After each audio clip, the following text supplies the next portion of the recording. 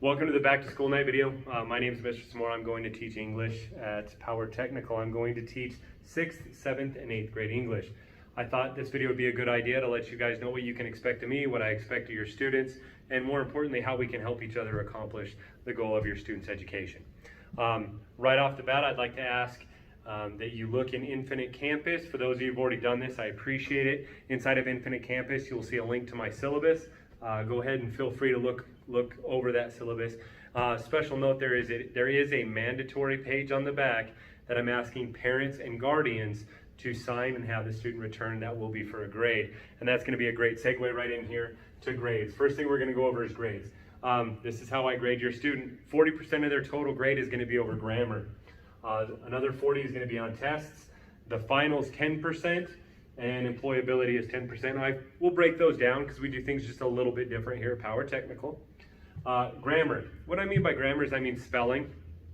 We will learn to spell and use words that we can continue in our academic careers to use. So hopefully that's something you guys are excited about like I am. We have workbooks. We're going to be going over novels in my class, and attached with those novels we have workbooks. Inside those workbooks there's things for students to accomplish every couple chapters. We have review, we have spelling, we have new vocabulary, we have terms. Sometimes there's even a little more in-depth additional reading that the student can do and responses, but that's going to be graded under grammar. Assignments, this is just kind of like my all-encompassing area. If I assign your student something, chances are it's going to be graded under grammar. Papers, rough draft of papers are going to be graded in grammar. We have reports and summary. We will be doing some research. We will be doing some reports in my class, and this is where it's going to go. Okay, so tests. Tests are your chapter quizzes, spelling tests, pop quizzes, and final drafts of papers. Now this is important to note because I grade final drafts of papers as tests. This gives your student an opportunity to get several rough drafts, get some read in, get some edits, and when it's time for their final draft, that's going to be graded as a test. Now we don't have a lot of tests in my class, so it is important that they put forth their maximum effort on their final draft paper to maximize their grading opportunity.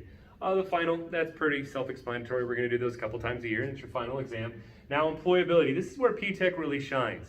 Okay, our goal here is to prepare your student for to be employed and to be a good employee when we're done. So I'm going to help by doing that. One of my big things is responsibility. So I'm going to break down employability and how I grade it, okay? Students receive 150 points per week in my class for employability. Student behavior, that's going to be part of it. How does your student interact with me? How did the students interact with other adults in the building? How do they interact with their peers? Just like we would at a job site or at any kind of work. Are they prepared? Do they have the materials with them that they need to have to be successful for the task they're supposed to accomplish? It doesn't work when we forget our stuff all the time. That's going to affect our grade. Late work, we'll go in detail there in just a second, but late work affects that grade. And then respect, are they respectful? You know, you can have a difference of opinion and still be respectful to somebody, right? And then effort, I'm really big on effort. I think you can have talent, you can have effort, but I think those who always put forth a lot of effort will always have more success than those who just have a lot of talent. So effort's really big for me. Late work. Now, we're doing this school-wide.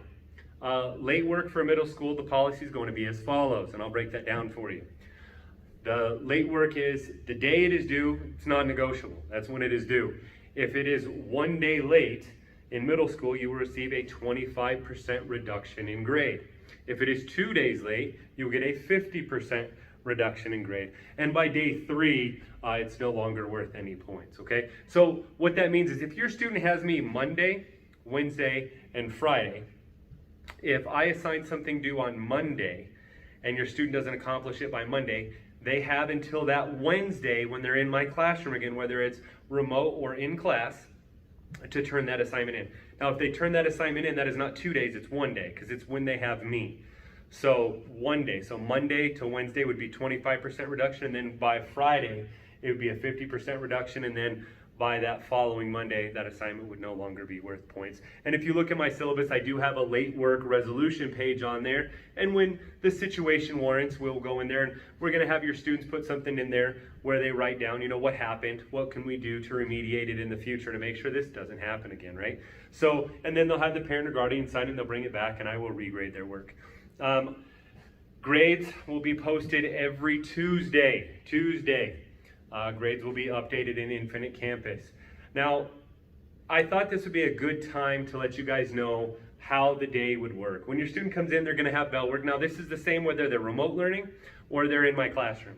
When the class time starts, they have bell work. There will be an assignment that is due. Now, the assignment's just a couple questions, something kind of review. While I'm taking attendance, your student will be working on this. And the expectation is your student is working on it within 1 minute, and they are silent while they're working on it. Give me a chance to do roll, and I'll grade those, give your students feedback, and we'll go into the class.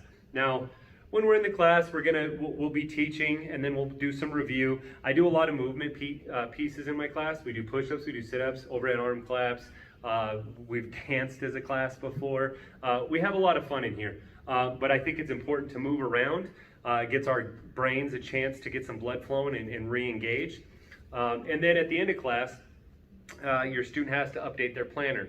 Now, in my class and in the syllabus, you'll notice that I listed that your student will have a chance to look at their planner to write down what they have due in my class twice, once at the beginning of class and once at the end of class. This is important because your student always is going to have 2 opportunities to know what's due. That's not to say I'm not going to help them remember, but this is a chance for that employability to really shine. They're updating their planner, they're checking their planner, and they're doing their work like they're supposed to. Remote learning for me is going to be the same as it is in class. That expectation is still there. We still have respect.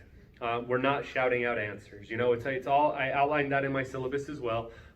That doesn't mean that we're not going to have fun. We'll still have fun in my class. It's just that it's going to look a little different, like every other class is going to this year. I look forward to working with you and your student. I can't wait to get this year started. I can be reached at my email at any time. That's in Infinite Campus. And on my syllabus, please feel free. This is a partnership between me and you for your student. I look forward to teaching you guys and can't wait to see you in person.